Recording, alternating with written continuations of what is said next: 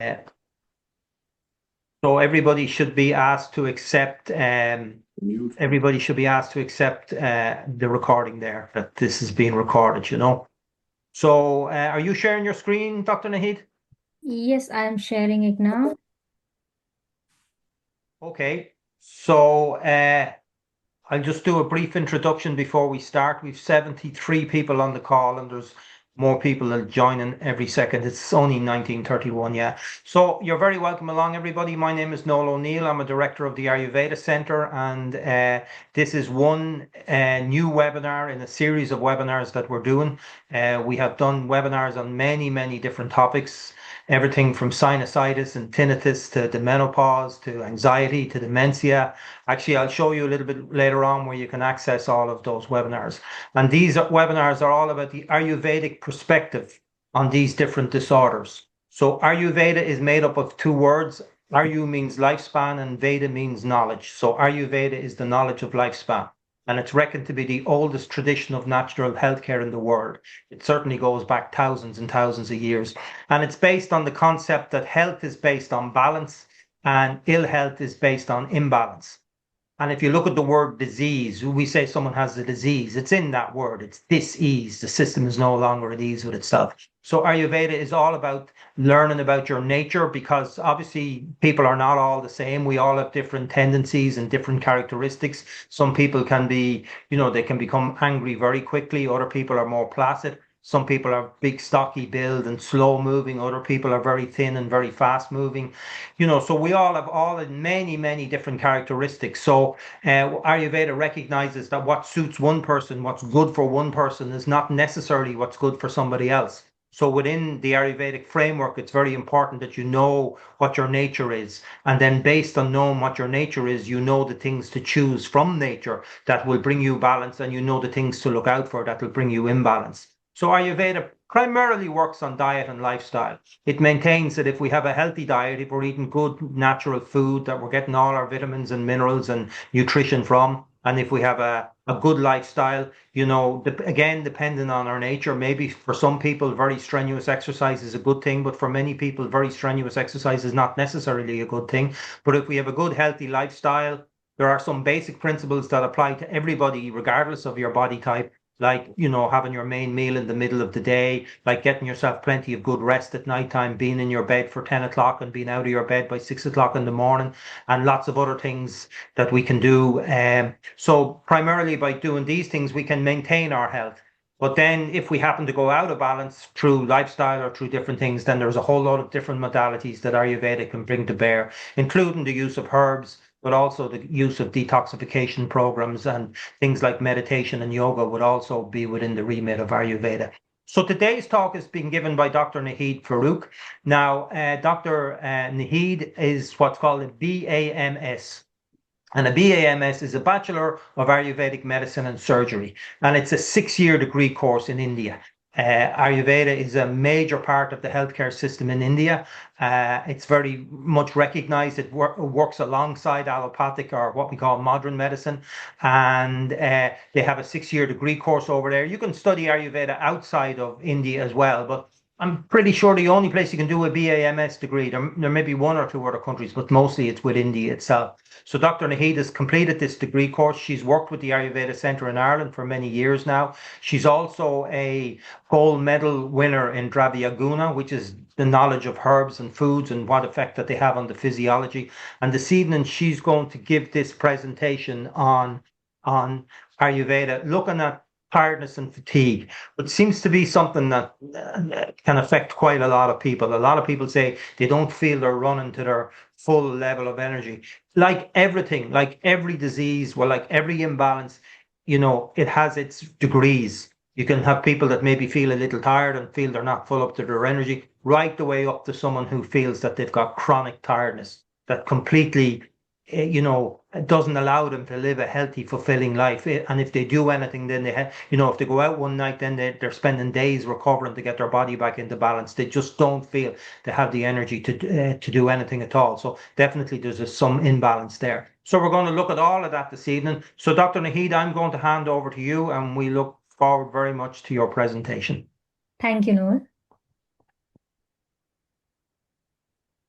Okay, so today I'll be discussing about the tiredness and fatigue. And this term, like tiredness and fatigue, are like most commonly used by every one of us. And like at the end of the day, and these terms are quite used interchangeably. But we have to dive into to see that how tiredness and fatigue differs from each other and how they can be managed, like with just the diet, lifestyle, and so many other things. So, so tiredness is something which we refers to as a short-term lack of energy, which gets better with sleep and taking break from our, day-to-day activity. So what makes us tired? So is usually a tiring full of activity day, like at the end of the day, we all are tired.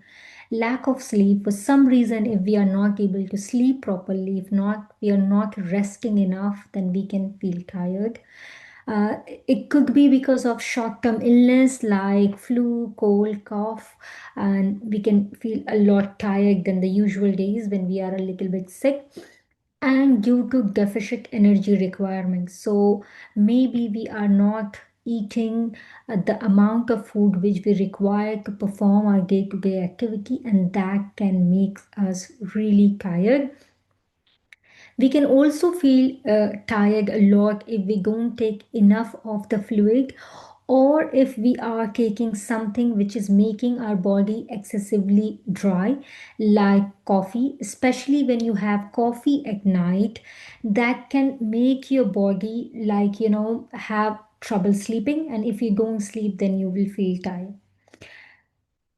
So how we can win over the tiredness, like how can we channelize our body in a way that we don't feel that tired?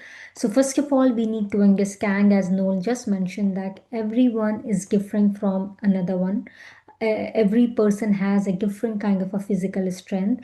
So basically, Vata people has less strength. They get tired easily. They can get fatigue easily. Pitta people is somewhat, they have a moderate kind of strength, and Kapha people have more strength. So they are quite like, have more physical strength, and they can like do a lot of physical activity compared to the other two body type. So if you are someone who has a Vata predominant body, then I would suggest that you need to take break if you are doing something strenuous, if you are having some kind of activity in your day life which is quite, which includes a lot of physical efforts, then you take a little bit of break, like maybe it's just few minutes or 5 minutes. If you are at home and you're doing the household chores, then you might, if you can just lie down for a bit on your back for a few minutes, that could just relax your body, and you can start your work, resume your work from there. Sleep well. Sleeping is very, very important to combat tiredness. So sleep well, take rest, take a break, take a hot shower if you feel tired a lot, or maybe at the end of. So Ayurveda usually don't suggest to take a shower at night, but if you're too tired at the end of the day, then you can take a hot shower. And in the morning, when you get up and you take a hot shower, that could relax your body, as Ayurveda considers that a shower can be is a best kind of a anti-tiredness remedy. So take a hot shower, keep yourself hydrated, have enough of the fluid, and that fluid should be, like mindful. You should take water. You should not be taking those energy drinks or like anything which comes in a packed bottle, because they are ultimately going to ruin your health. Have regular nutritious meal. So sometimes just skipping the meal can make you feel really tired. So have your meal at regular intervals, like in the lunch time, have your lunch. During the dinner time, you have your dinner, have your breakfast on time, and consider your body type for exercise regime. So if you are someone who is Vata type, and if you do a lot of strenuous exercise, then you might be very healthy from within, but just because of the exercise which you are not considering as per your body type, can make you feel really tired. So assess your body type before you start any new exercise regime. So these are the very simple thing which can you adopt in a day-to-day life just to combat tiredness. Now let's move on to our fatigue. So fatigue is very different from tiredness. So fatigue is also a kind of tiredness, but which is very constant and that makes us like, limiting in our day-to-day activity. So it could impact your day-to-day work, your social life, and your ability to do everything. Fatigue in itself is not a medical condition, but it could represent as a symptom of so many different medical conditions. Or as simple as that, your fatigue could be natural result of the choices of the life you're making, like your diet choice, your lifestyle choice. So just because you are not doing enough of the exercise, that could make you feel fatigued. If you are having a poor diet which is not balanced, then that could also make you feel fatigued.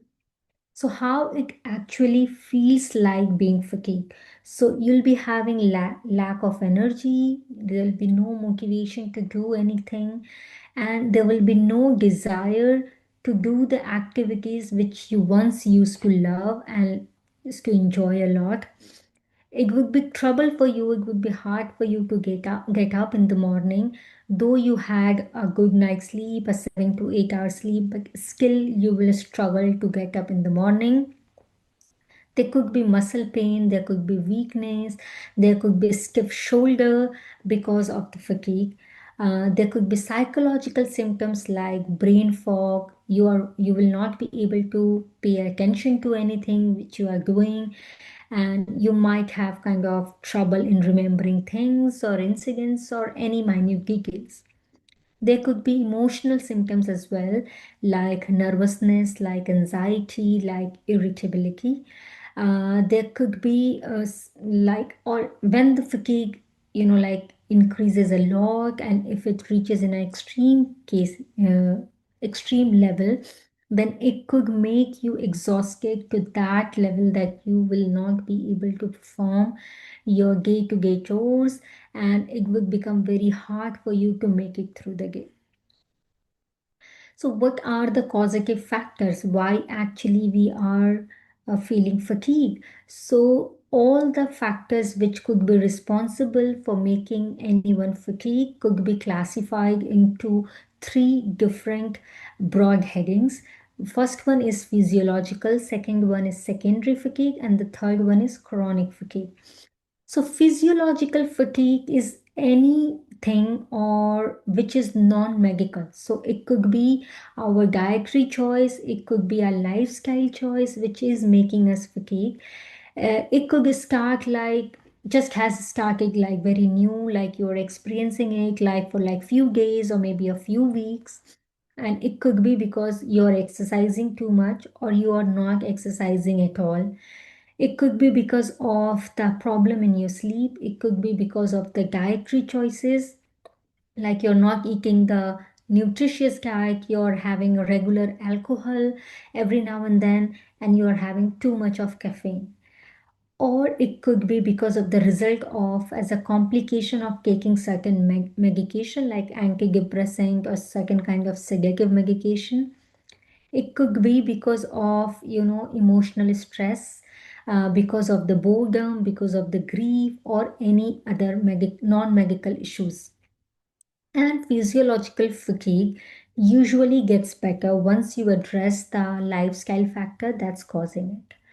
But if your fatigue is not resolving with proper rest, proper nutrition, and changing of the lifestyle, then it could directly indicate that there might be some underlying health condition which can be categorized as secondary fatigue. And this fatigue usually lasts, this kind of a fatigue, for 1 to 6 months.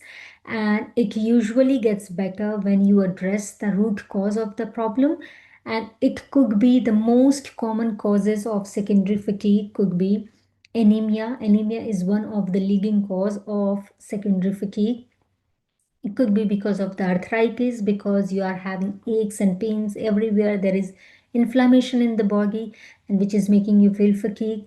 It could be because of fibromyalgia, it could be because of a hormonal imbalance, like your underactive thyroid or hyperactive thyroid, or it could be from the menopause or in the perimenopausal phase. It has been observed that 85% of women which goes into menopause and during their perimenopausal phase and in the menopausal phase, they experience fatigue. And that's because of a lack of nutrients, lack of certain hormones in their body, the changes in the hormonal level in their body. So if you just address the root cause of the problem, this secondary fatigue will go off. Then comes the chronic fatigue, and this lasts longer than 6 months. So if someone is fatigued for more than 6 months, then this could be because of a serious medical condition, or it could be because of a very new illness which you are not aware of. And this could be seen in conditions like chronic kidney disease, chronic obstructive pulmonary disease, cancer, diabetes, chronic heart failure, liver disease. This kind of problem can shows chronic fatigue as a symptom. So next step is psychological condition and fatigue. So psychological health impacts a lot in in our day-to-day life and also how we feel about ourselves. So sometimes the depression could only be the root cause of the fatigue, or fatigue could lead to depression and anxiety like disorder. So they are quite interlinked with each other. So I have seen a patient who was absolutely fine, but she was having a very hectic schedule. She was hardly getting any sleep, and this because she was exerting a lot, she was tired a lot, she was fatigued for so many years, and she ultimately landed up into anxiety and severe kind of depression. So take rest. Resting is important if you are having a very tight and like very hard schedule. The second up is gut health and fatigue. So if someone is exhausted and everything is fine, there is no underlying medical condition, you haven't taken any exercise regime, you're doing everything fine, then it could be simply because of your gut health. The inflammation in your gut health is making you feel fatigued. Nowadays, there is like gut health considered as to be the most important tool for you being healthy. Everywhere you see, whether you open the internet or any news thing, any health website, anything, everyone is talking about gut health. And I feel so happy that Ayurveda has emphasized about the gut health some 5,000 years back. And the entire gut health runs on Agni, the digestive fire. So Ayurveda says that if your Agni is functioning properly, then an individual will be healthy. But if the Agni is not working fine, if there is a problem in the Agni, if there is Agni becomes for any reason becomes abnormal, then an individual can suffer from various diseases, and that could be the root cause of of some serious kind of ailments as well. So keeping your Agni in a healthy state is very, very important. And from a physiological point of view, from like medical point of view as well, if you consider gut health, so gut health is not only limited to our like digestion process from your stomach to your anus. Gut health is directly and closely linked with your mental health. So keeping gut health healthy is at most necessary for keeping us healthy from every point of view. So now let's explore what Ayurveda thinks about the tiredness and the fatigue. So from Ayurvedic point of view, Ayurveda has defined that any tiredness which comes because of the work exhaustion is considered as Shrama, which is simply as tiredness, which we all experience at the end of the day. But the kind of a feeling, the kind of a tiredness which you have without even doing any kind of work, that could be considered as fatigue. And the Ayurvedic term for that is klama. So, based on Ayurvedic theory, what are the causative factors for this kind of a fatigue or tiredness?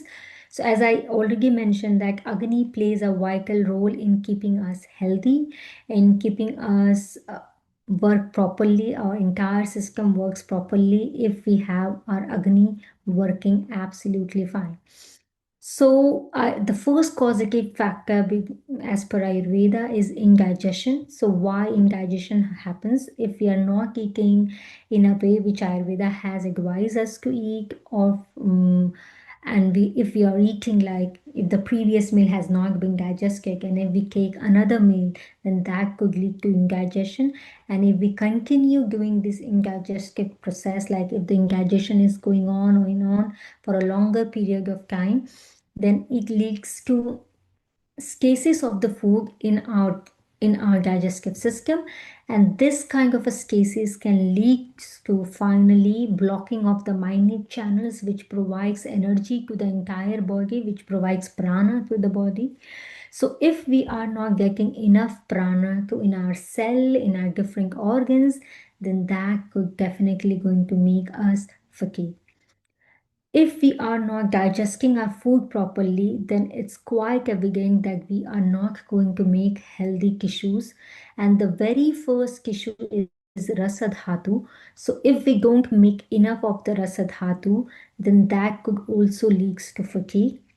If we are over exercising, which is called ati vyayama, then that could lead to aggravation of vata, especially the prana vata, which is responsible for all the mental function, for all the controlling function of the body.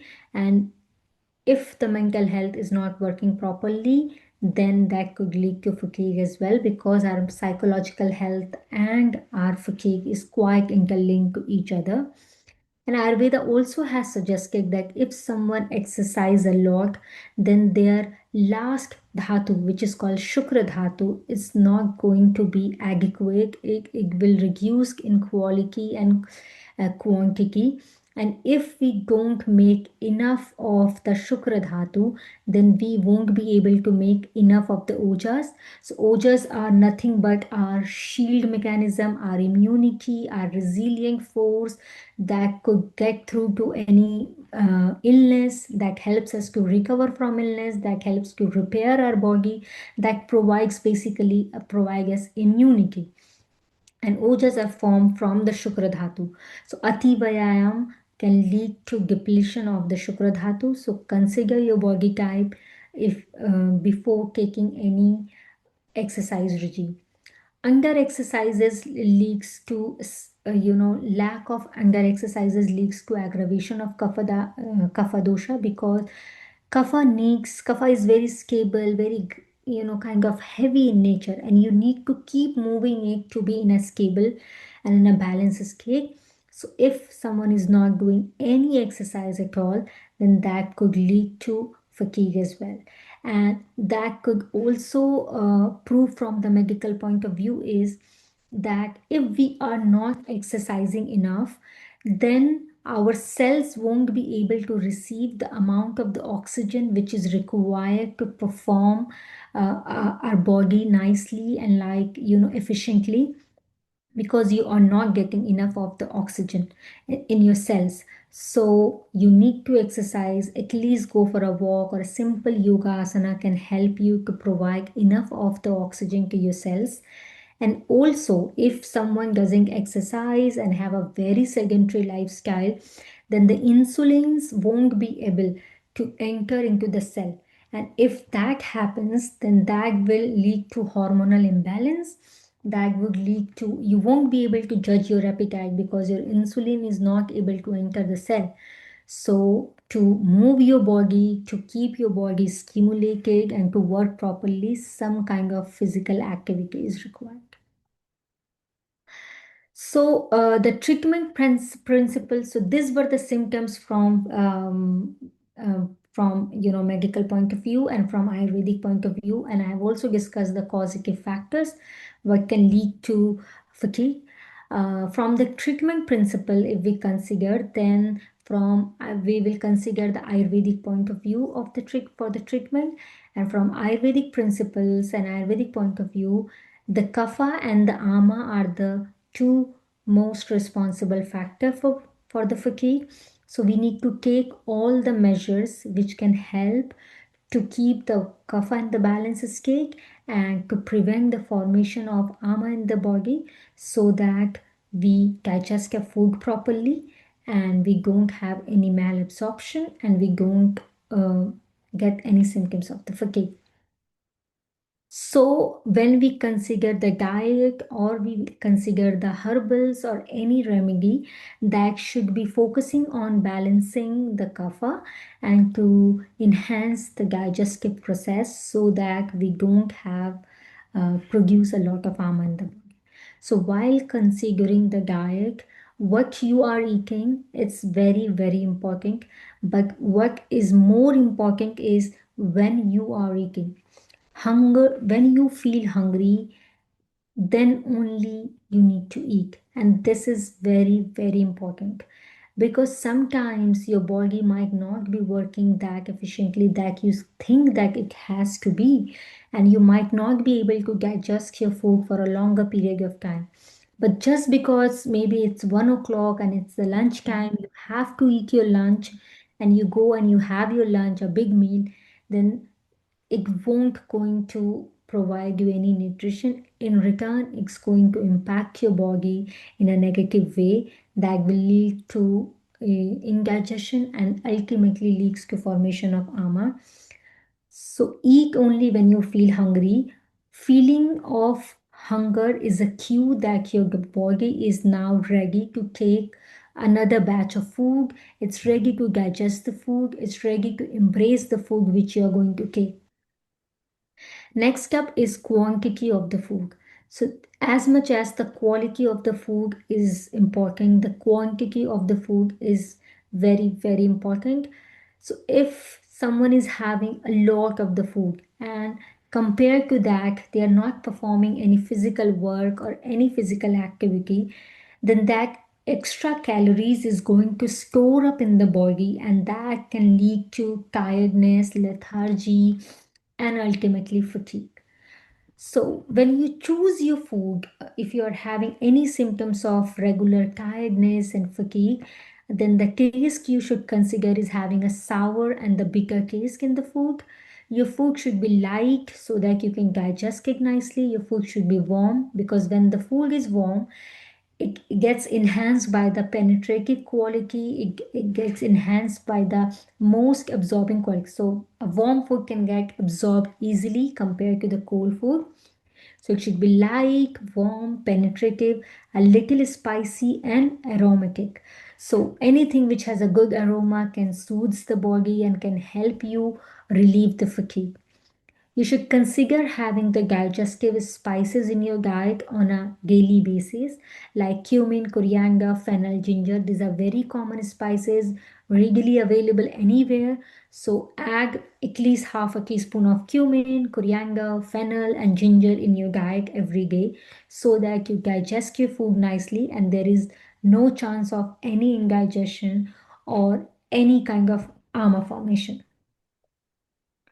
So when you're considering the lifestyle to improve the fatigue, so any relaxing activities can help you a lot because when you are stressed up, it uses a lot of energy of the body. And when you are spending a lot of energy, then obviously you're going to feel tired and fatigued. So anything which relaxes you, it could be talking to your friend, it could be spending time with your family, it could be listening to music, it could be, just working on your hobby, painting, dancing, anything you like which you think can relax you.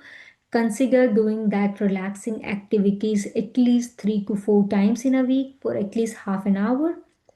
Yoga is absolutely wonderful to keep us active, mobile, happy, to keep our circulation happy, to keep us flexible, to keep our joints healthy, and so much more. So, do yogas as per your body type. Some simple asanas like wind releasing pose, cobra pose, cat and cow pose. This could help to just relax your body and helps you with the circulation. Walking is something which is very, very excellent kind of a physical activity which you can do. How much you need to walk? At least 150 minutes per week. So if you walk every single day, then if you walk 20 to 30 minutes, that's more than enough. Exercise, if someone likes to exercise in a such a way like Pilates, aerobic, you can do that, just considering your body type. If you like to hit the gym, you can do that based like as per your body type. So how much you should exercise, that Ayurveda has precisely mentioned that when you feel that you have your breath is starting to get fast, or maybe you feel that you are sweating under your arms, or when you starts to have like like a panting, or maybe sweating entirely, then that's the time you need to stop exercising. That's your body which is signaling you that that's enough. Let's do the next more exercises on the next day. Breathing exercises is one of the best tool which can make you relax, which can provide a lot of oxygen and a prana to your entire body and entire cell. It can relax you even if you are very tired, very anxious. If you take some deep breath and just relax, it can make you feel relaxed instantly. So any form of breathing exercises like alternate nostril breathing or just simply inhaling and exhaling for 10 to 15 minutes, either in the morning or in the evening. Make sure you are in the empty stomach when you are doing the breathing exercises. And last but not the least, the meditation is one of the most relaxing lifestyle thing which you can adopt in your daily life. Uh, Whatever medication you feel like can work for you, go ahead with that, whether it's transcendental medication or any form of medication which you think can resonate with you. Adopt that and do that at least a few times in a week. And now let's come to the, one of the most important part of our lifestyle is our circadian rhythm. Sleep is as important as food. It is considered as one of the three pillars of the life as per Ayurveda. Sleep deprivation can lead to various physical effects like fatigue, hypertension, cardiovascular problem, and a lot more. Ayurveda says that if you don't sleep at night on the time, if you remain awake at night for a longer period of time, then that leads to increased dryness in the body, and that can aggravate your vata. And if someone doesn't wake up on time in the morning, or if someone sleeps during the like napping during the daytime, then that could increase the unctuousness in the body, like the fatty thing in the body more, and that could aggravate your kapha. So sleeping in a proper time and waking up in a proper time is very, very important. Try to make it a habit of going to sleep on the same time and wake up on the same time. Half an hour window is absolutely fine. Some days if you manage to go to bed at 10 and some days you're able to manage to go at half 10, that's fine. But at least try to sleep around that time and wake up at the same time in the morning. Um, to help you sleep better, you can do a head massage, you can take a hot foot bath, you can do simple medication like just lie down on your back on the bed, close your eyes, put one hand on your chest, one hand on your tummy, and just try to just concentrate that how your body is inhaling and exhaling. And this process in itself can help you relax and help you sleep better. Some poses, if you are struggling to sleep properly, then there are some asanas which can help you sleep better, like corpse pose, and that's simple, like you lie down on your back, you stretch up your hands and feet, close your eyes, and just relax.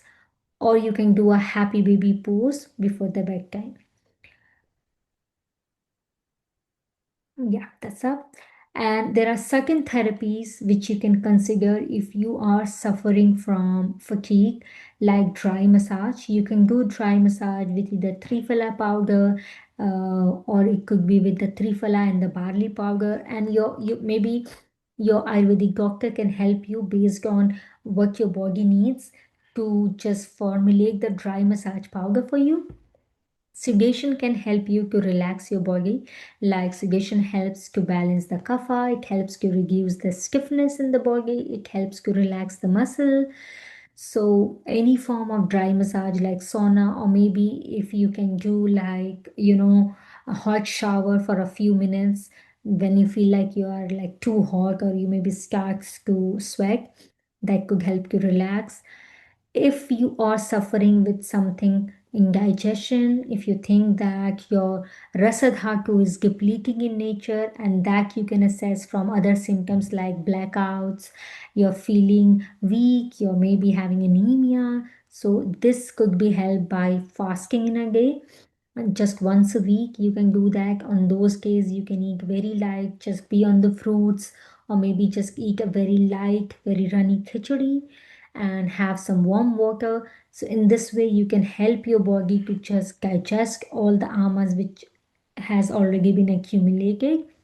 And once the ama is expelled out from the body, or it gets digested in the body, then that will help you to absorb your food properly, that will enhance your digestion, and that will ultimately leads to reduce the symptoms of the fatigue and tiredness.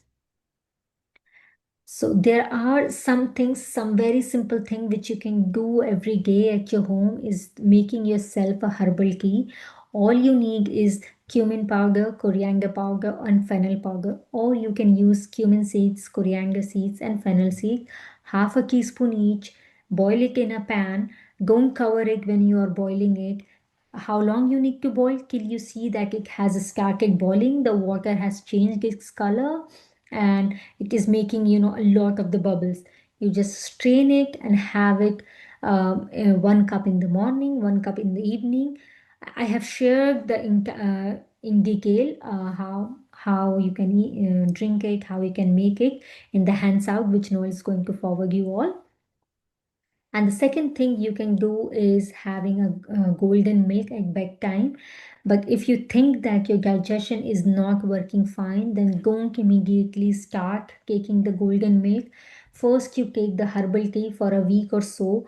You think that your digestion is recovering, then you can have golden milk. In the golden milk, you can add nutmeg powder, turmeric powder, and black pepper powder. So turmeric powder has something called curcumin in it.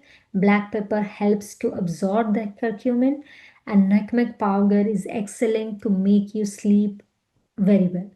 So just boil all of this ingredient in milk in a pan, and just let it cool down a little bit, but have it warm at the bedtime, at least half an hour to 1 hour before you actually go to sleep. And the day, if you are having heavy dinners, or the day you are having fish in your dinner, then do not have the golden milk, because it's going to add up the problem. And this herbal tea could help you if you have this herbal tea for 6 to 8 weeks. Then if there is any inflammation going on in your gut, then that will help you to reduce all the inflammation. That will realign your gut microbiome, and will help you to enhance your digestion and prevents the ama formation. So now comes the herbals. So if you are someone who is already suffering with fatigue, then what are the herbals which you can consider? So the first and the very important drug would be ashwagandha. You can either take it in the powder form, or you can take it in the tablet form. Ashwagandha is considered to be the adaptogenic herb. Adaptogenic is something which helps you to fight the stress, and ashwagandha is very good in balancing your vata and kapha both. It helps to release the excess exertion of the body. It also helps in post-traumatic stress kind of a problem. It is a very good tonic and a very good revitalizer. Shatavari powder. So male and female both can take shatavari powder. It is commonly believed that only female can have shatavari powder. It's not like that. If someone is male and they are having fatigue, they can also have shatavari powder. Shatavari helps to fight the anxiety disorder and the phobia. And like if someone is having a lot of fear and grief, that Shatavari can help to combat all those things. And Shatavari is also a very good antioxidant and a very good immunomodulator as well. So if the problem, if the fatigue is because of the kapha is not in the balance state, if you have not been doing any form of exercises, if you are overweight or any weight issues, then dry ginger powder and haritaki could be your herb of choice. You can have half a teaspoon each of them with warm water before midday meal, and that would help you to like digest your food, to because we need to take something in our diet which helps to like acts as a good carminative and a digestive both. So haritaki and dry ginger powder both are very good digestives, and they are very good in balancing the kapha as well. And the third one, the most common cause of fatigue is anemia, most commonly the iron deficiency anemia. Ma600 is iron rich. We have a natural source of iron in this composition. So you can take 1 to 2 tablets after the meal. And along with that, you can have amla powder. Amla powder is rich in vitamin C. And whenever you are in the iron supplement or you are deficient in anemia, in blood or in iron levels, then you should have something which is rich in vitamin C, because vitamin C helps to absorb the iron from your diet and also help to absorb it from the supplements as well. So if someone found themselves that they are low in blood count, then consider your diet as well. So if you are having the tea just after having your meal, then that could be the problem, because if you have tea just after tea means the tea from the tea bag, not the herbal tea. So if you are having something like tea and coffee immediately after having your meal, then you need to stop having that, because that's not letting your system to absorb the natural iron which you're having with your diet, because tannin present in the tea that hinders the absorption of the iron from the food. So stop, cut down on taking tea and coffee if you are deficient on blood count. I have also listed other herbs as well in the hands out. So if someone is fatigued because of the menopause, then they can consider taking a Pana Balance tablet. They can consider taking Shatavari. And we also have a webinar on menopause, so you can go and watch that webinar on a complete guide on the menopause. That will help to reduce the fatigue. If someone is having a problem with chronic obstructive pulmonary disease, then you can consider taking Pipali. Pipali is a very good tonic for your entire respiratory tract. It's as a detoxifying herb for your entire respiratory tract. So you can take Pipali with honey. That will soothe your entire respiratory tract. If you're having problem with sleeping, then you can consider taking blissful sleep tablets. You can consider taking Pipali as well with Jaggery if you want to improve the quality of the sleep. And I've also listed other herbals as well based on the symptoms which you have. Just need to move the slide on, Dr. Naheed. Oh yeah, Sorry? there it is now. Yeah, no, it's okay. There it is now. Yeah, yeah. Yeah. And the next step, if you're fatigued for very, very long, and so you need to boost your body, you need to provide something extra to protect your body so that whatever oxidative damage has been done to your body, you provide something which can help you to like just overcome those oxidative damage over stress of the body. And they are like amla, ashwagandha, shatavari, chavanprash. You can have MA4, but if you are someone who has diabetes, then you can have MS7, or if you don't like the like paste consistency, then you can consider taking MS7 tablets, or maybe you can have MA5. There are certain foods which are rich in antioxidants like milk, ghee, some of the berries, pomegranate, dates, raisins, pecans, walnuts, sweet potatoes, and artichokes. So this can help you to provide all the antioxidants and all the rasayan effect to your body to boost the energy in the body. I have shared the three recipes. First up is energy bar. This is very simple. You can make at home in just 10 to 15 minutes. The second one is lassi. Lassi will help you to heal your gut. So whatever inflammation is going on in your gut, lassi will help you to uh, reduce all the inflammation. It will overall improve your gut health because you're going to make the lassi with the yogurt, and yogurt is a natural form of probiotics. You can make yourself a date smoothie. So it's very simple. You just take the milk and the dates and a few more ingredients in a blender, just blend it, and this will provide you instant energy and enough energy. So if you are someone who is recovering from any prolonged disease, then this date smoothie can help you to just regain the strength. And if you are someone who is anemic, then this can also help you a lot. So thank you. Great, Naheed. Thank you very much. Very, very comprehensive. I was wondering what the difference between tiredness and fatigue was, so now I know. So there's a lot in there. So everybody, don't worry about it. We'll send out this recording. Someone just said something about the recipes. They'll go out with the handout that we send out with the webinar tomorrow. Yeah, there is a lot. My experience with tiredness now is that there's many, many different reasons why it can come about, and you have to kind of go exploring to see. Sometimes it might be very obvious. You're just not getting to bed on time. You're getting, you're not getting enough sleep. No, sorry. Just if people could just mute themselves. Uh, oh, God, mad.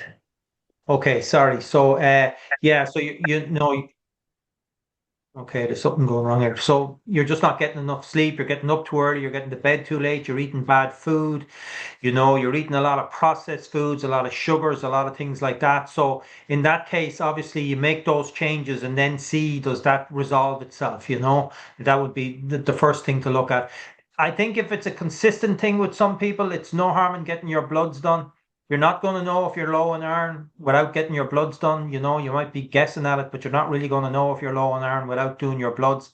And your blood work might show up something else. Dr.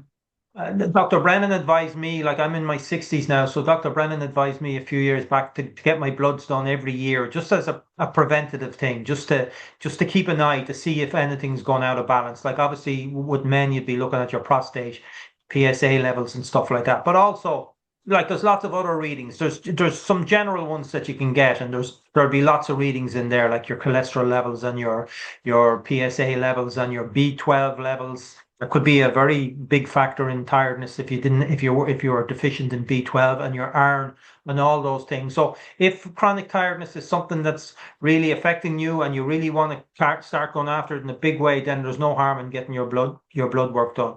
Your local GP should be able to do that for you. Or there's another company called Randox in Ireland that you can go and you can do various different tests. It's a bit expensive. It's a private thing, but like your GP will be able to look at that for you as well. So the other thing about it is for new people, there may be some new people here. There's some terms that Dr. Naheed was using, like kapha and vata and pitta, that people might not be so familiar with.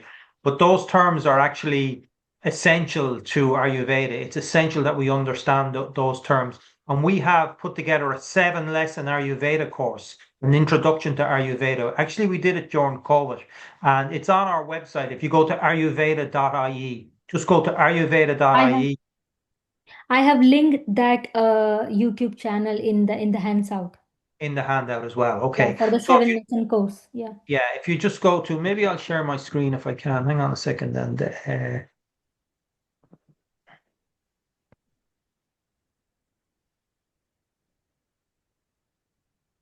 sorry.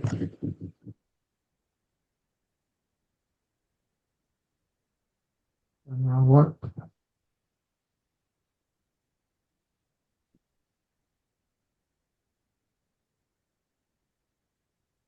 Okay. So this is our website here, ayurveda.ie. And we have, as I mentioned earlier on, we've done webinars on lots of different topics. So if you click on free webinars, one there, you'll see like brain health. It's a webinar basically about preventing dementia, but keeping your brain healthy. And the second one down there is the online Ayurveda course. So you can click on that and register for that. And you see we've got ones on arthritis, anxiety, psoriasis, sinusitis, tinnitus, PCOS. Tips for healthy aging was a fantastic webinar. We got a lot of views on that.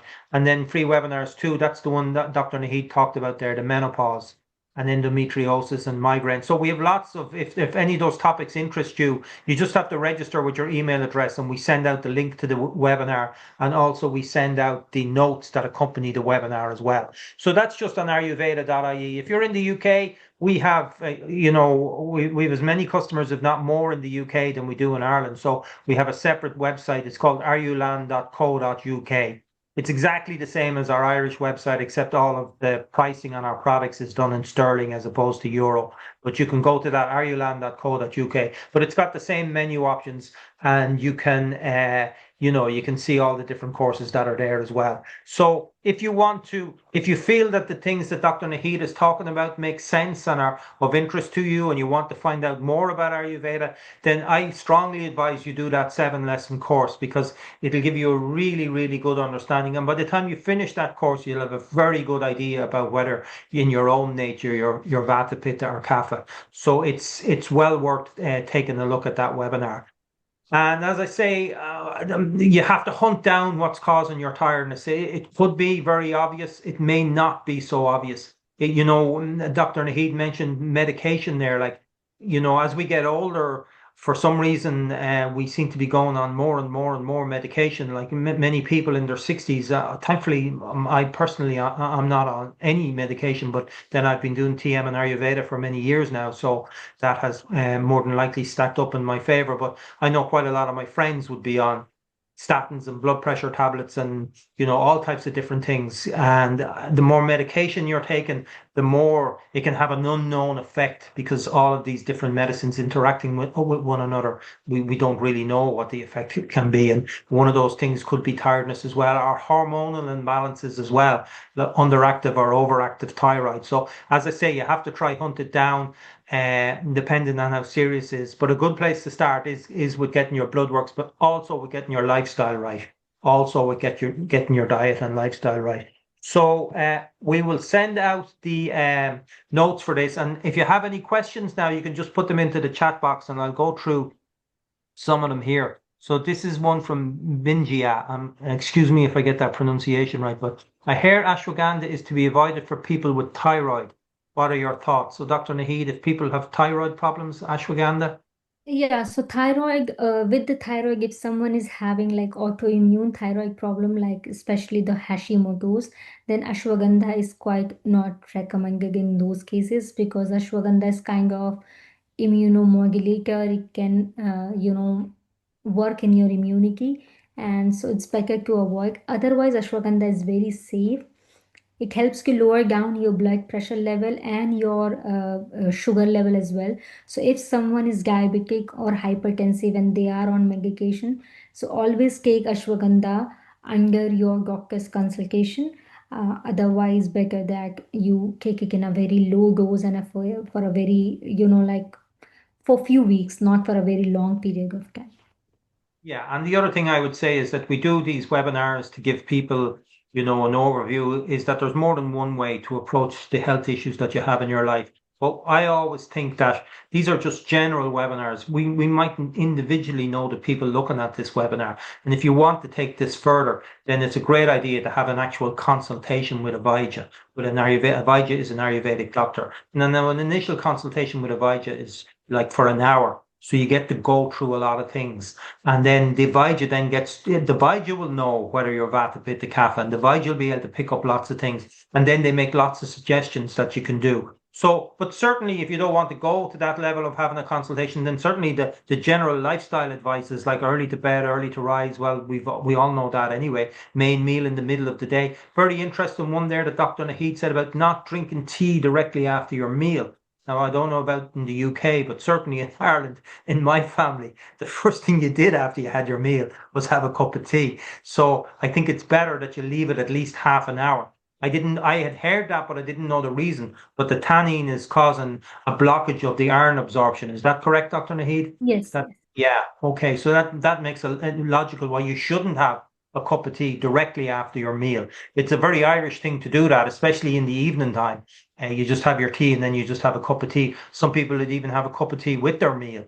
But so the advice there would be actually in Ayurveda, it's better really not to drink anything with your meal. I think maybe sip hot water or have lassi might be recommended, but then leave it for half an hour after your meal, and a good bit of digestion is done. Two other things that were very important, and I think that we don't do, they're very difficult to do, but they're very important.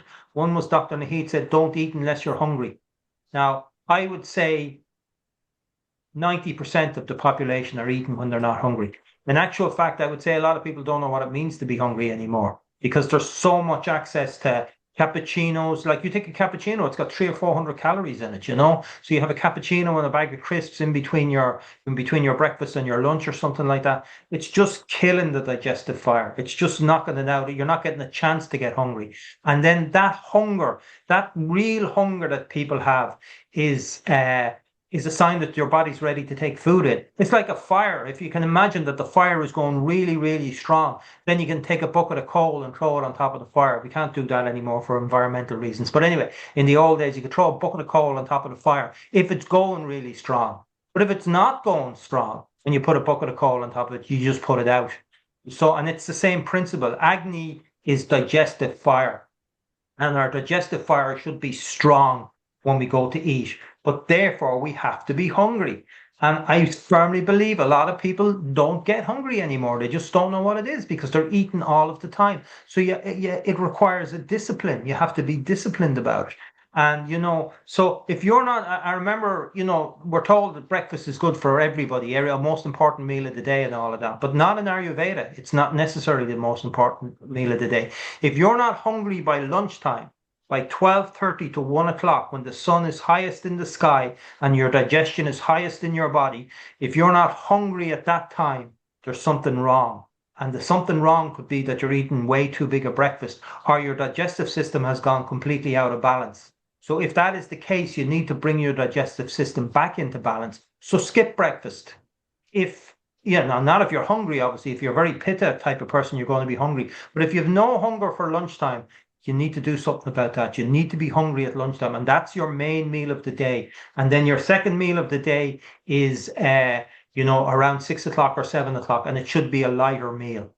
And another thing that Dr. Brennan explained one time is that after you eat a meal and after that meal is digested, the stomach then starts to clean itself. There's a cleaning process that goes on within the stomach. But if you put more food in before you've done that cleaning process, you're confusing the digestive system. It doesn't know what to do. It's in the process of cleaning. It's not expecting any food in. And now you've put more food in and it's got to go back to digesting that food. And then if you don't properly digest that food, you create what's called ama. Ama is toxicity. There's two things you can produce from your food. You can produce ama or you can produce ojas. Ama is negative toxicity that gets lodged in your system. It gets lodged in your gut. It causes arthritis. It causes dullness. It causes all sorts of problems. Ama being lodged in the physiology.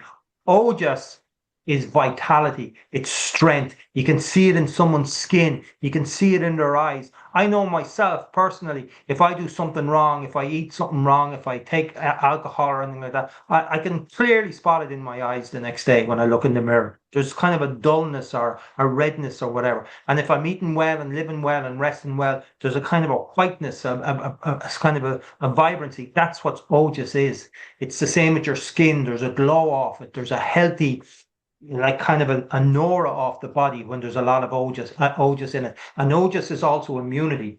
So if you're frequently getting colds and going down with flus, you have a lot of ama in your system. You need to change that to get ojas. When you get ojas in your system, you don't get flus. You're subject to the same viruses. We're all subject to them, or they're all out there in society, but your immune system is well capable of dealing with them. So that's what comes from that, So Jane says, please can the recipes be posted again? They'll go out. They weren't posted the first time, Jane. They'll go out in the handout that I send out tomorrow with the recording of this. Pat and Debbie said, thank you so much. iPhone says, thank you. Antoinette says Gora Mahagot, which for Naheed, who doesn't speak Irish, means thank you very much. Anya says lovely webinar, thank you. Tamara says brilliant presentation. That's Tamara down in County Kerry, I presume. Yeah, hiya Tamara, good to see you on. Colette, great presentation.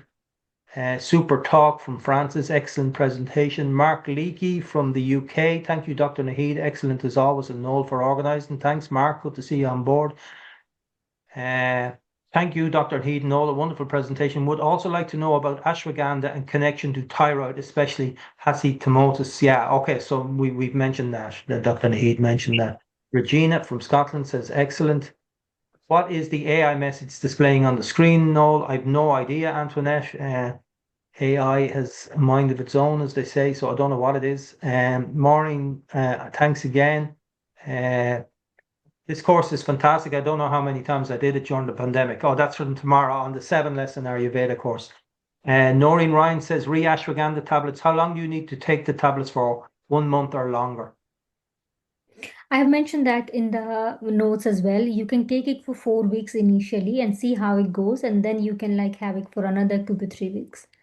That should be 2 tablets in the evening before your meal. Okay. Miriam wondering about ashwagandha also, but we've answered that. Bindiya, would it be? Okay, Bindiya, I hope I have that right. Thank you. If lack of sleep is an issue, what time of the day is it best to take Shatavari? So Shatavari is not going to help you more with the sleep. If you are someone who is struggling with sleep, then I would say that Brahmi or blissful sleep can help you more, and that you need to take 1 hour before your bedtime. Okay, so Brahmi, which is also good for your brain, or blissful sleep, which is MA1778 on the website, an hour before bedtime will help with that. Also, an oil massage on your feet, a sesame oil massage on your feet is very good for helping you to sleep. And if you're in bed and you can't sleep and you just can't get to sleep, get out of the bed and do some yoga postures, some yoga asanas, and just do 5 or 6 minutes of them, and they are very good for helping you to get back to sleep. Um, so where do I find the notes with the recipes in them? They'll go out tomorrow, as I said. Steaming or boiling vegetables from Paddy Murphy. I do both actually, Paddy. Yeah, I do both. I just change it around a little bit. I also just do them on the pan in ghee with the spices. So it's neither steaming. Well, I suppose it is steaming, but I steam them in their own juices. I don't put any water in with it. That's my preferred way. Just put some ghee on the pan. Put all your spices in, your cumin, your coriander, your turmeric, whatever it is, nice and hot, cumin seeds and then different powders, and then put the vegetables in. Just pour the vegetables on top, put a little sprinkling of water, then lower the heat down completely, put a lid on it, and leave it there for 20 minutes. But then sometimes if I'm cooking potatoes, I have a little steamer on top of it, and that also works very well. And then I just pour some churna on top of it after they're cooked. But mix it up, I would say. In the heat, have you any preferences? Yeah, so I would like to boil it, but not with a lot of water in the juice of the vegetable itself, and maybe just a little bit of hot water. And I going to strain it. So if the water is there in the vegetable and if it gets like, absorbed in the vegetable, then you're not losing the nutrients. You should be fine. Okay, okay. Um, yeah, but if you boil the living daylights out of them, you are going to lose, going to Yeah, lose if some. someone boils it and strain it and just through the water, then you're going to lose the nutrients. So, advice for neuro fatigue. I'm a stroke survivor. That's from Patsy. Okay, Patsy, sorry to hear that. I hope you have a really good recovery from it. My mother had 2 strokes, and the first one she recovered very, very well from it.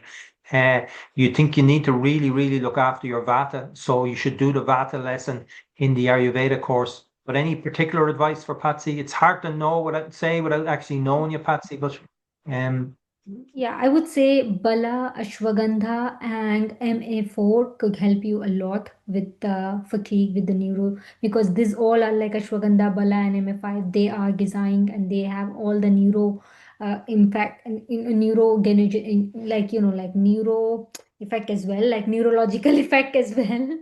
So they okay. helps to calm your nerve. They helps you like help you to calm the nerves and just kind of, nerve is also something which is like vata because it comes from our brain and like from the bone marrows, and they all are vata organ.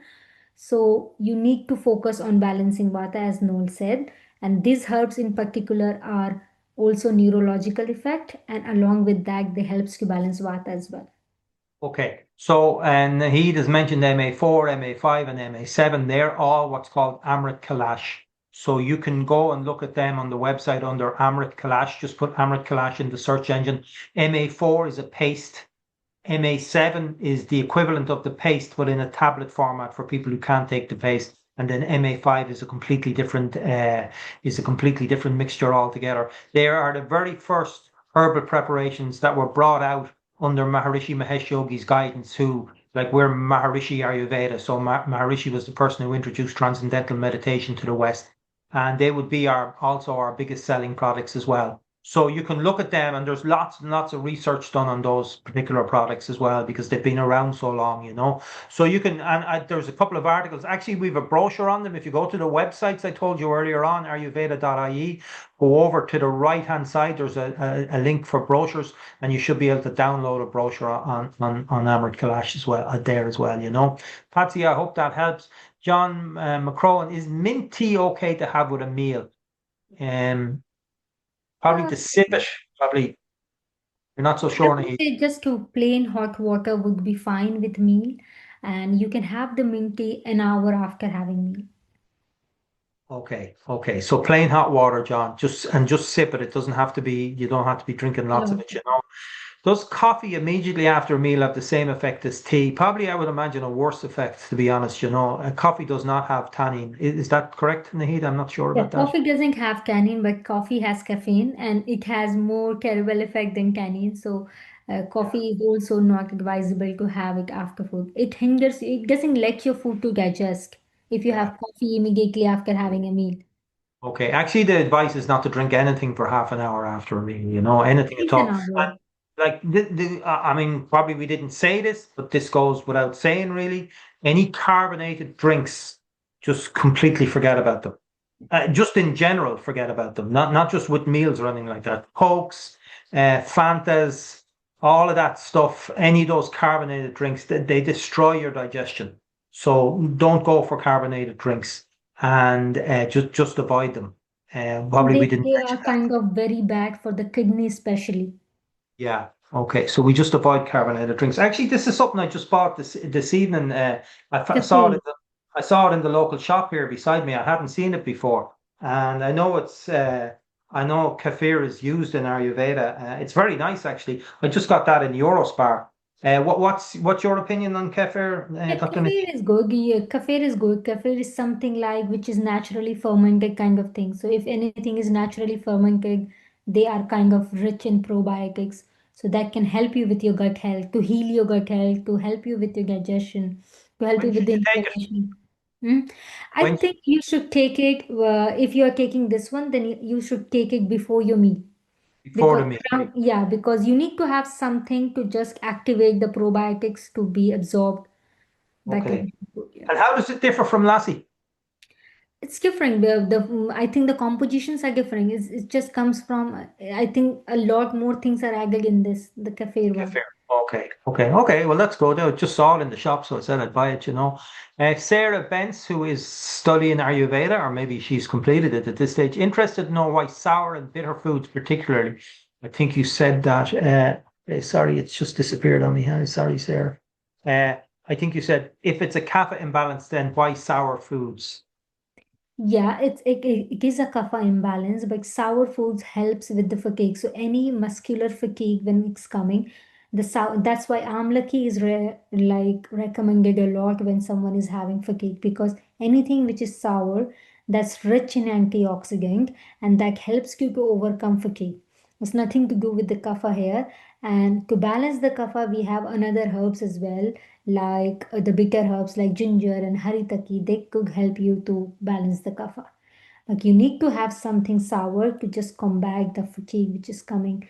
And anything, if someone is suffering from any problem and they are fatigued because of that medical illness, then The sour food will help you to like cope up with the stress which they are going through in the entire body. Because when we are sick, our body is in stress, and the sour taste helps us to overcome this stress. That's why sour foods are recommended. Okay, okay, that's a very good answer. Jenny says, I take MA5174 and Brahmi. Is it okay to mix ashwagandha with these herbs? No, I don't think so. The Brahmi and MA5174 would be more than enough. Okay, And why you want to taking this, that's also important to understand, because ashwagandha is one of the very strong herb. So, and you're already having Brahmi and MA. I think there is ashwagandha there in a MA5174, so you don't need to add up extra ashwagandha here. okay. So Surya says Japanese seem to eat little more often. Is that good? Not necessarily, I wouldn't say. It might be for certain conditions, but in Ayurveda, generally, it would be 3 meals a day. Your breakfast, your main meal in the middle of the day, and a light meal in the evening time, with a good gap, a good time gap between each of them, to do as what I said, for the stomach to clean itself out and things like that.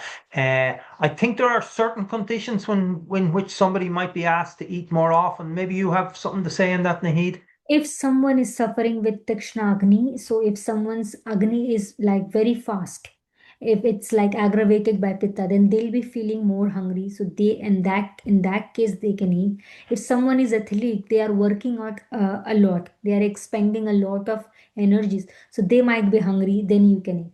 So hunger is the cue when you need to eat. And while choosing food, I would say that I have seen a lot of people like feel like that only the Ayurvedic kind of or maybe Indian kind of meal is healthy. No, it's not. I know like a lot of people is struggling to eat healthy to just how I cook this kind of food. Eat what you are used to of eating, because there is a concept called satmaya adaptation. Your body are used to of eating in a certain way. So I see no eats rice, vegetables, and this. He eats what he used to eat, but he eats that in a healthy way. He cooks the things in a healthy way. He adds spices in his vegetables. He eats ghee in his vegetable, but he's you like eating what he was always used to of eating. So plan your meal, which is healthy, which is fresh, which comes from your kitchen. It should not be packaged. It should not be processed, and you'll be fine. Yeah, I would With the say good that. amount of oil, with the good amount of oil, with the good amount of carbohydrate. I see a lot of people is not eating carbohydrate at all, because they think that if they eat I didn't get carbohydrate, that. Could you try again? sorry, my Siri. Because they think that if they eat carbohydrate, they are going to end up with the diabetes. No, you need to have some kind of carbohydrate in your diet every single day to keep you grounded, to keep your vata in the balance state. And you need carbohydrate to just keep yourself like healthy, strong, and like to help your body to like recover and repair.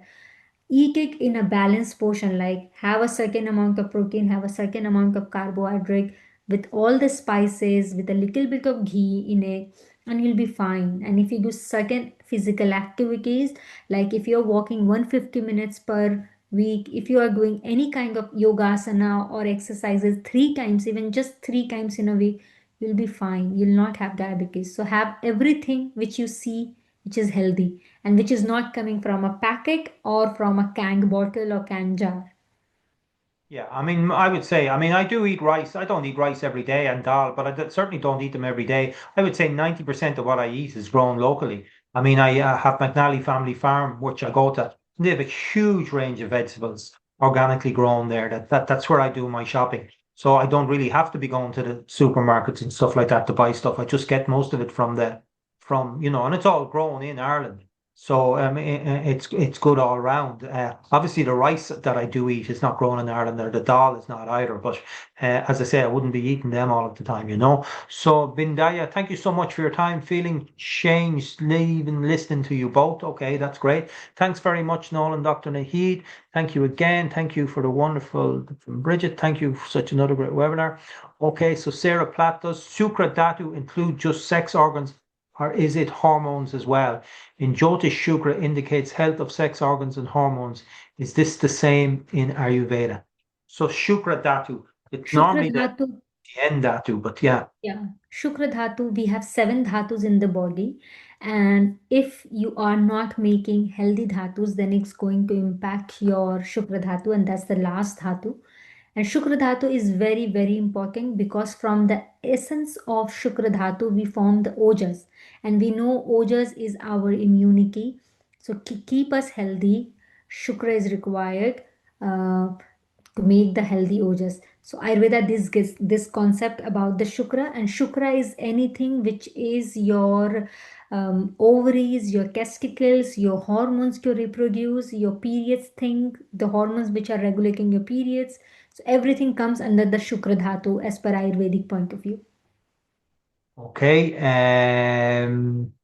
From Anna Carey, who's just back in Ireland from India, as far as I know. Thank you, guys. I'm quite jet lagged. Okay, yes, this week, so I appreciate this reminders and valuable reassurances. That's great, Anna. And Anna was with us in India last December or January, and we're going to have a meetup of that group soon. So hopefully see you soon. Hannah Diane O'Connor says, "How is MA5 different?" I presume you mean how is it different from MA4? MA4 is a paste. MA5 has different herbs in it. MA4, I think, is more to do with the physiology, and MA5 is more to do with the psychology, with the herbs that are very good for the brain. But you can read up all about it in the leaflet that I talked about. Patsy says, "Thank you." Yeah, no. MA4, MA4 is the modern version of Brahma Rasayana. So one of the very strongest Rasayana which Ayurveda scriptures has mentioned is Brahma Rasayana.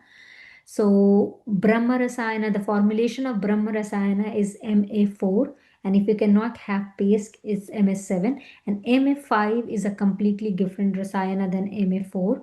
Noel said that that's more physiological and this is like more psychological effect.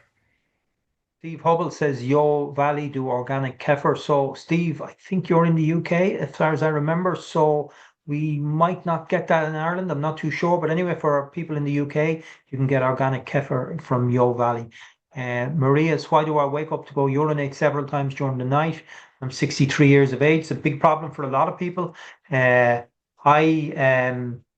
I love going out once a week. My brother's in a choir, and once a week his choir practice ends at 10 o'clock, and I go and I have a couple of pints of Guinness with him.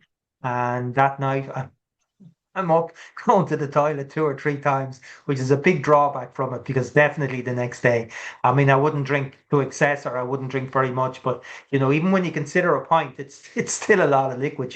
So so you got to balance up doing the right thing with enjoying yourself, and life is about enjoying yourself as well. So everything is included in it.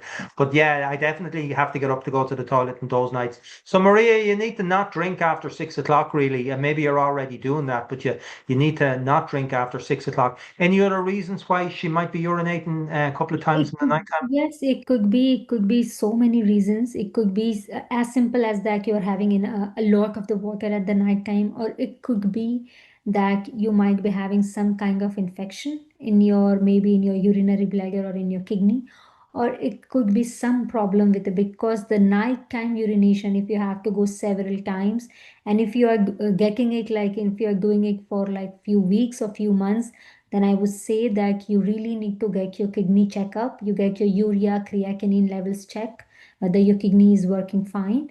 And your GP would help you with a scan as well, just to see the anatomy and the structure of your kidneys, whether they are working fine. And so if there is no problem with your kidney, then you can definitely have Punarnava at the bedtime, 1 hour before the bedtime. That will help you to prevent, passing a lot of urine at night time. Okay, well, check out the obvious ones first. Well, I'm sure you have already, Maria, but just check out the obvious ones. Are you drinking tea late at night? Are you drinking coffee? Are you having a glass of wine at 7 o'clock or 8 o'clock? Are you having a cup of tea before you go to bed? All of those things are going to make you, have to go to the toilet. Does Dr. Naheed prescribe aroma oils? We certainly sell them. I'm not sure if Dr. Naheed prescribes them. What's your experience with aroma oils, Dr. Naheed? So I usually don't prescribe aroma oil, to be very honest, but there are certain oils which we have in our website. I do prescribe those oils only. Yeah, they would be Vata, Pitta, Kapha, and obviously Yeah. Vata oil is to balance Vata, Pitta is to balance Pitta, and a Kapha is to balance Kapha. And then we have a sweet Nidra oil, which is also called Peace at Night. So you know what that does? It's to help you sleep, you know. But aromatherapy is a fantastic knowledge. It's a huge it's a whole branch of Ayurveda, Vedic aromatherapy. It's a fantastic knowledge. There are courses that people can do in aromatherapy. Oils, the essential oils, Maharishi described them as nature's concentrated intelligence. The intelligence of the whole plant is concentrated in the aroma oil, so they can have profound effects on the physiology. There are different laws in different countries about the intake. You know, I think in Ireland, it's I think it's possibly illegal to prescribe aroma oils for ingestion. You know, but that's not the case in other countries. So generally, they're put in a diffuser, and then you just smell them. But it's a fantastic. I did a Vedic aroma course one time, and we went to Provence in France, and I looked at they went through the whole process of how they actually create. I think it was sage oil that they created. So we did the whole thing from cutting the sage to putting it into the boiling water, into and all the distillation process, and the whole amount of work that went in just to produce a little bit of oil. But it's nature's concentrated intelligence in that oil. So it is a fantastic knowledge. Are lemons good? They're sour. I think lemons can be good, all right, Jess. Naheed, have Yeah, you? But lemon are good. If you are having something like chicken or maybe vegetable, you can add a teaspoon after you cook your vegetable. When you are just about to get it done, you can squeeze a kind of a teaspoon of lemon in it to add the sour taste in the vegetable. Okay, so Bridgine says, why do I feel an urgency to pass urine when I go to the bathroom? Could be a good few reasons there as well, especially if you're holding it in beforehand. So you're sitting there watching something good in telly and you feel the urge to go and you say, I'll wait till the ads. Well, by the time the ads come, you'll really want to go. There might be other reasons for that as well, as in an infection that Dr. Naheed mentioned. But Dr. Naheed, have you any? Yes, it could be because your urinary bladder's wall is not strong enough. So when the urinary lining, the lining of your bladder wall and the muscles of your urinary bladder gets weak with time, with age, that happens in the elderly people, then you won't be able to hold up urine. And the first reason could be because you're holding the urine for too long. And when you go, there's a lot of the urine you need to pass, and that could leak a leak. This too could be the reason. Okay, so this is the perennial discussion about the value of red wine. Is a glass of red wine good with a meal? I always thought it was good for digestion. I would think Ayurveda would not be in favor of that, you know. And also it has tannins in it as well. So there's another reason probably why not to take it. It has become a really, really popular thing in Ireland. Have a glass of red wine, and unfortunately, being Irish, it goes from a glass of red wine to a bottle of red wine very quickly. But I personally can't drink wine at all. It gives me a headache straight away. Probably the tannins that are in it. And I'm glad because it's a habit that people get into, is just having a glass of wine with every meal, and then maybe having wine when they're, and then you just end up drinking and not like wine. I'd say is a big problem in Ireland. People drinking too much wine, you know. But anyway, it's not recommended in Ayurveda. Diane O'Connor says blissful sleep has stopped my urination throughout the night. Well, that's very good. So there's a tip for somebody. They could try that. MA1778 blissful sleep. And then Surya says red wine also has tannins. Is Guinness fine to drink before a meal? I would not think so. You're going to be it's Alcohol. you're going to be filling up your stomach anyway. You're going to be, blocking it all. And I would caution about drinking to excess any liquid whatsoever, any alcohol whatsoever. Again, there's always a fine line between some benefits and then taking it. Like, we all have to enjoy our lives. I love music. I love listening to music. I love going out. I love meeting people, but then that very easily goes to a state where you go from maybe having 1 or 2 points of Guinness to having 5 or 6 points of Guinness. And there's a complete difference in those two things. One is destroying your health, destroying your next day. And the other one is, okay, the ability to just enjoy it and then just call it an end. There is now Guinness 0.0. So that's Guinness without any alcohol in it at all. So you have to be, able to define that balance and make sure you're not going over it. But I would not be drinking it before a meal. I wouldn't be really drinking anything before a meal or during the meal. And then, as I say, leave it till half an hour after the meal. And you want to be good, and that, you're putting all that liquid in, you're just killing that digestive fire. You could be really hungry and have a pint of Guinness without any food, and the hunger's gone. And the reason the hunger is gone is because you've dampened the digestive fire. So that's telling you that liquid is having an effect. You still have to digest liquid. You even have to digest water. I mean, it's not that it just filters through it. It goes through a digestive process. So, yeah, so I wouldn't be advising drinking Guinness before before a meal. Anything which has alcohol in it, they are rich in sukshma and tikshna quality, that is the penetrating and sharp quality. So if someone takes any form of alcohol in empty stomach, then that would have more bad effect on health than having it like an hour or 1.5 hour after meal, because you're absorbing it too quickly, and it would lead to like more rapidly the damage of the liver than you compare to when someone is having after meal or so. Yeah, yeah. Well, I think people know that anyway. You can get tipsy very easy if you're drinking on an empty stomach. I think that's well known. If you drink too much. So Roberta says Noel has contact info for the Maharishi Ayurveda aromatherapy consultants in the Ireland and the UK. I'm not sure I do. I could probably get it all right. I know, yes, there is a girl in Dublin that did the Maharishi Veda Aroma course. I can certainly dig out her name if anybody needs it. Regine, we're just coming to an end now, so there's no need to put too many more questions in. Is organic cacao healthy? In moderation, it's fine. You can have it. Yeah. So Marion, Roberta says yes. You're right. Marion Groom is a Veda Aroma consultant in Dublin.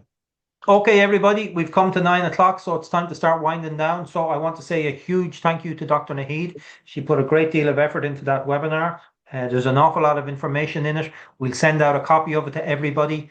Feel free to pass the link on to your friends. We need to widen our Ayurveda community. We have a very lovely group of people involved in Ayurveda. I know there's like 100 or so on this call, but the webinar will probably get over 1,000 views. But we need to get this information out there more and more and more and more and more, because people need to learn how to look after themselves. They need to learn how to look after themselves. Actually, it's a duty in being part of a society to live your life well, to be happy, and to look after yourself.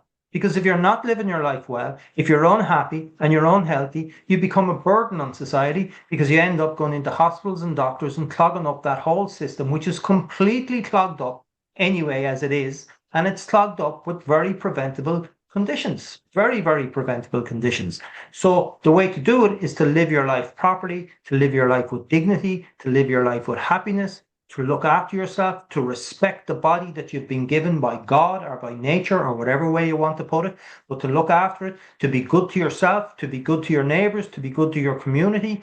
And Ayurveda has so much knowledge to offer us all in that particular area. The world is my family is a basic tenet of Ayurveda and Vedic knowledge. The world is my family. So start off with you. You're the most important member of that family. And from there, spread the bliss all around, So thanks very much, Naheed. If you have any last words. Yeah, thank you, Noel. Thank you, everyone, for joining in. And just try to eat healthy, live healthy, enjoy your life, and take care of yourself. Okay, everybody, we'll be in touch soon. Dr. Rajvinder is going to do a webinar on osteoporosis. I'm not too sure of the date, but that'll probably be our next webinar. And in the meantime, you've all those free webinars on our website that you can look at, and the 7-lesson course. Even do it again if you've already done it. It's always worth doing it. Take care, everybody. Bye-bye. Bye-bye. Bye-bye. Thanks, Naheed. Thank you.